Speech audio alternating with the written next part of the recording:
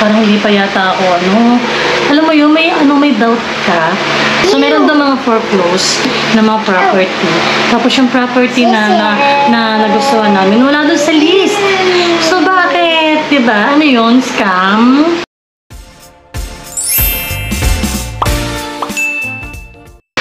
Hi, mga friendship! Welcome back to my channel! So, today is August 11. So, Sunday ngayon. At, dito na naman tayo. Mag-vlog tayo. Malamang, oh. Hi! My name is Pompom. So, kakaligo lang nila. Ito si Kiwi. Ayan. And Jen. Say hi, mga friendship! Hi! What are you doing? What are you doing? Binabalatan mo na naman yan. Huwag magkakalat, ha? So, yun mga friendship. Ay ko, pinost ko muna yung TV. Kasi baka marinig at makapiright tayo. Ang init, sobra. Walang katapusan ng init ito. Kasi alam nyo kaya mainit sa amin, sobrang kulong. Yung mga bintana kasi nakasarado. Tingnan mo. Ito. Isang bintana lang yung nakabukas, pero hindi pa nakabukas talaga. Yung dalawa sarado, kasi 3 bintana yan. Ito kasi, hindi na mabuksan. Tumigas na yung pinaka, niya dyan, ang tawag doon. Basta bisaga yata ang tawag doon. Ito naman hindi ko mabuksan kasi sira yung screen. Ayan. Binutas nila Pompom. Ayokong buksan kasi baka may pumasok mo naman na mga insekto. Actually, papasok pa rin talaga yung insekto kasi ito bukas. Bukas to. Siyempre, pag pumasok ko yan, dadaan yan dyan. Diba?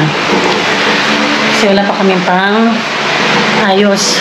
Wala pa kaming pang Actually, ang bala ko dyan, gusto ko nga sanang ipa-sliding na lang. Oo. Gusto kong ipa-sliding na lang para pag binuksan mo yung kabilang side, medyo malaki yung papasokan pa ng hangin. Tapos ang plano ko nga sana, hindi ko na siya lalagyan ng kortina. Yan. Gusto ko ipa-blinds na lang yan. Para sa umaga, bubuksan ko yung sliding window. Tapos, itataas ko lang yung blinds. Isasara na lang kapag gabi na. Kaya wala pa tayong budget. Ay, pasukan na bukas. So, update nga pala. Diba, since naman na nagkwento ko sa inyo nung nakaraan sa aming pinagdadaanan ba as OFW si Ferrer. Ay, sobrang hirap talaga. So, ipapatong ko muna to dito sa ayan. So, magkukwento lang muna tayo ngayon sa aming pinagdadaanan. Lungkot lang na mukha ako, wala akong lipstick. Okay na yan. Sobrang nakaka-stress lang kasi hanggang ngayon, alam mo yung agency na, yung agency ni husband, hindi pa sila kinokontak. Anong petsa na? August na. Sabi kalagitnaan ng August, pero wala pa rin. So, yun na nga mga friendship. Tuloy na natin ang ating kwentuhan. So, yun nga. August na ngayon. Sabi mid of August. So, 12 na bukas. So, hindi ko alam. Ang sakit ng ulo ko sa nag-iisip. Nai-stress na ako. Tapos, pasukan pa bukas. Ay, naku. Ang hirap talaga ng ganito, no? Wala ka man lang. May savings ka, kaya lang, kapag nakabakasyon naman, pag nakabakasyon yung OFW o yung seaman, syempre, wala naman kaming, walang income, walang sahod, wala siyang sahod. Nagagalaw namin yung aming ipon. So, yung sa akin naman, hindi naman, yung sa akin kasi sinasahod ko kasi, pambili lang ng diaper at gatas sa Jen. So, yung kung may matira man, sobra, kapanti lang. Tapos, yun lang. Siyempre, panggasa sa pagkain araw-araw. Sobrang hirap. Meron nga palang in-applyan yung husband ko. Kaya lang waiting pa sa feedback pa. So, pinag-pray ko lang na sana bukas Monday, August 12, magkaroon na ng feedback. May ma-approve na yung asawa ko. Kasi hirap naman, hindi ko na alam kung saan kami kukuha. Ang hirap ng, ng ganito na financial struggle ka. Ay, ano ka ba? Basta bahala na, pray na lang, tapos talaga, bahala na lang kay Lord talaga. Ang hirap. Yung wala kang malapitan. Wala kang malapitan sa mga pinagdadaanan mo. Tapos, wait lang.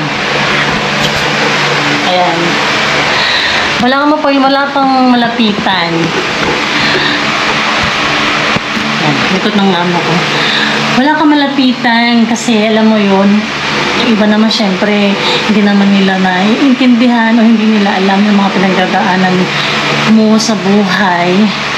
Kumbaga, ang hirap. Basta pinagpapray ko na lang na alam ko naman na wala namang imposible kay Lord na and God will provide talaga. Kasi alam mo yun, nung wala na kaming panggastos talaga. Nag-loan yung asawa ko sa nag-loan yung asawa ko. Hindi ko na sabihin kung saan. Kaya syempre, ayoko naman din maubos yung niloan na yun kasi ang pera mabilis lang. So pinagpapray ko na sana naman pinagpapray ko na sana maging okay na, magkaroon ng feedback talaga. Para yung mga yung niloan namin, hindi na namin mag-gastos. I-savings na lang namin, tsaka mapagawa sa mga dapat ipagawa dito sa bahay. Kasi syempre, actually 10 years na tong bahay namin. So talaga, pag tumatagal na talaga, tumatanda na yung bahay. Kailangan ng ipaayos. Kagaya ng pintuan namin. Diba? Sira yung doorknob. Ang kwento kasi niyan, matigas na kasi yung yung doorknob niyan. Tapos yung nag-CR ako, biglang mag-lock, hindi na siya kahit ikot-ikot mo yung doorknob, kumbaga yung pinakadila dun sa hindi na siya gumagalaw. Kumbaga na-stack up na siya. So no choice kami kundi sirain yung doorknob. So yung sira namin yung doorknob, naka-stack pa rin talaga yung dila doon sa yun, talagang nasira na talaga. Kaya ginagawa namin, tinutulak lang namin, pero buti naman, kahit hilahin mo yung pinto, hindi siya magbubukas ng kusa. Kumbaga, sobrang sikip niya, so hindi siya bubuksan na yun. Ayan. Hindi makalapit mga friendship kasi nakaupo ko. Nilagyan lang namin ng scotch. Tapos yung bintana pa namin, yung screen namin, butas na rin. Kasi sinira nila pom-pom. Ayan. Kapag tumatahol, ang dami namin kailangan ipaayos dito. So, yung talaga, pray ko talaga na sana maging okay na. Kasi, alam mo yun, ayoko maubos yung niloan namin. Nang ganun-ganun lang.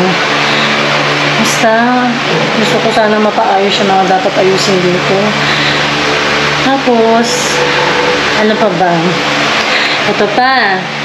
Ang dami ko kinukwento. Wait lang.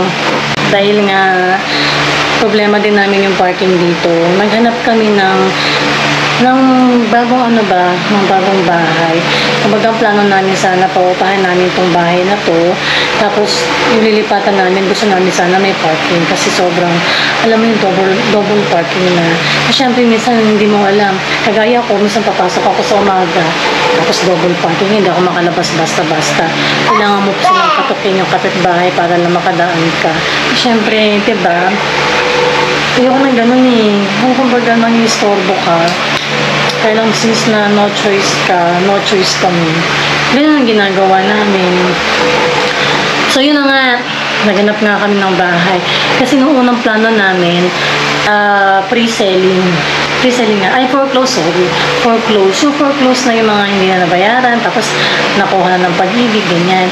So marami palang scammer sa mga ganun, no? Yung kunyari, open pa yung property na yon, tapos magka-cash out ka, tapos kukunin yung requirements nyo. So ingat-ingat kayo sa mga ganun mga friendship, yung mga foreclose, yung mga, hindi ko naman sinasabing lahat pa, pero ewan ko lang, mahirap daw pala talagang kumuha sa mga ganun. Kasi syempre mga bidding-bidding yan. So, mas maganda siguro kung dumirect ka lang kayo sa pag-ibig, tapos mag-bidding kayo kasi meron naman doon kasi date kung kailan yung bidding ng isang property. Siguro wala ka pang lalabas na cash out din. So, ganito nga nangyari sa amin. May nagustuhan kaming property. Malapit lang dito eh. Malaki yung lupa. Siyempre, masaya kami kasi nga, mura lang. Nasa ano ba yun? Nasa 2 million, 2.1 lang ata yun. 2 point something lang yun eh. Magka-cash out kami ng 110 sa isang agent. Tapos, ibibigay niya. So, binibigyan na kami ng assurance na mananalo kami, ganyan-ganyan. Tapos, pasa kami ng requirements, ganyan. Ano yun? So, nangyayari nga, ganito nga. Hindi ko alam kung bakit anong pumasok sa utak ko namin, mag-asawa. What? Bigla kaming sumama doon sa agent na yon sa office. So, hindi ko na-expect na makapagbitaw na kami ng pera doon. Kumbaga, kasama lang sana kami sa office para makita namin yung office sila, ganyan-ganyan. So, sumama kami. Punta kami doon sa may Laguna, Santa Rosa, Laguna. Tapos nga, ayun nga, hanggang sa pinag-fill up na kami ng form. Tapos, date na namin mag-cash out. So, nagulat ako, magka-cash out kami ng 110. Sa kami kukuha ng ganun, diba? Kumbaga, kung sakali man na, wait lang, baby. Jen, nanonood na. Wait lang, kasi nagbabalag si mami. Kumbaga, kung sakali man na mag-fill up kami ng form, hindi kami agad-agad makakapagbigay ng ganung kalaki kasi maghahanap pa kami ng cash out namin. So, meron akong savings. Naku, wait lang, baby. Wait. Wait lang, kasi nag-vlog si mami. Wait lang. So, yung mga friendship, hinaan ko muna. Kasi si Jen nanonood ng TV. Wait lang, nag-vlog si mami. Ha? Ha? Yun na. Hinaan na lang natin. Makakadinig tayo eh. Makakabirat tayo, baby. Tapos nga, parang kailangan ko mag-mic. Wait lang, mag-mic lang ako. Kasi, wala na palang reduced noise sa ginagamit kong editor. Wait lang. Kaya charge ko yung yung wireless mic ko, kaya lang ayaw mag-charge. Sobra kasing lobat, tsaka hindi ko masyadong ginagamit. I'm here, baby. Try natin yung kasi, wait lang. Kasi ang ginamit ko kasing charger, yung sa sa GoPro. So, try natin tong charger niya talaga. I go there, it's hot in here. Diyan. Wait. Sana mag-charge na siya. Hindi ako makapag-vlog doon kasi bukas yung may sounds yung TV. Baka mamaya pa mag-charge to kasi sobrang lobat eh. Wait na lang tayo.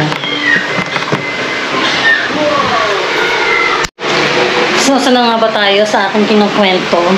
So, yun nga mga friendship, nakapagbigay kami ng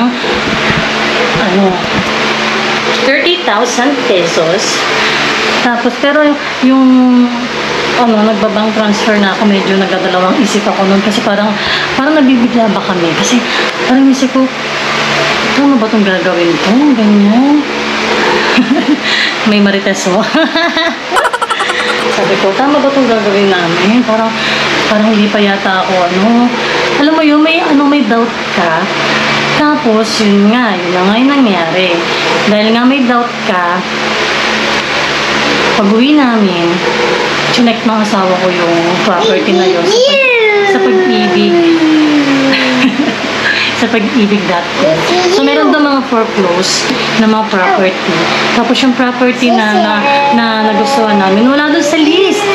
So, bakit? Diba? Ano yun? Scam? Diba? Kumbaga sila, nag-offer sila ng isang property na wala naman doon sa list ng pag-ibig na foreclose. So, hindi na namin tinuloy. Ngayon naman dyan. So, hindi na namin tinuloy, mga friendship. Tapos, yun nga, so, message namin yung kausap namin na agent. Actually, ang dami namin agent na nakausap eh. Pero ito na lang kukwento ko muna.